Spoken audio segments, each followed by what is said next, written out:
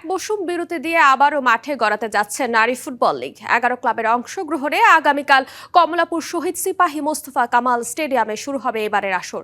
চলবে 31 জানুয়ারি পর্যন্ত। দলবদলে একদিন সময় বেশি পাওয়াকে কাজে লাগিয়ে চমক দেখিয়েছে নতুন ক্লাব রাজশাহী স্টার্স। তবে হাতে গোনা কয়েকটি মানসম্পন্ন দল হলেও বাকিগুলো অনেকটাই গড়পড়তা।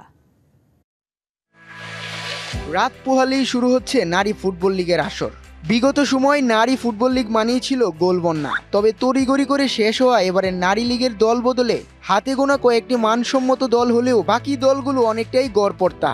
এবারের লিগে ফুটবলার টেনে চমক দেখিয়েছে নতুন ক্লাব রাজশাহী স্টার্স।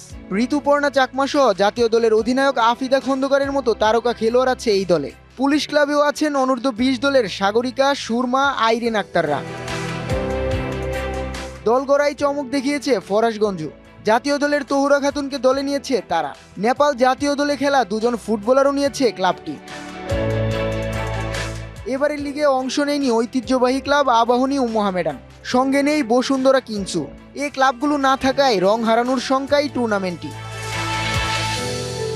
ইমন আল রশিদ উৎস, ডিভিসি নিউজ ডেস্ক। নতুন এবং ফিরে আসা গ্রাহকদের জন্য নগদে চলছে ক্যাশব্যাক সহ প্রতিদিন হাজারো উপহার জেতার সুযোগ। হবে আশা আর ফেরা, সারপ্রাইজ সেরা।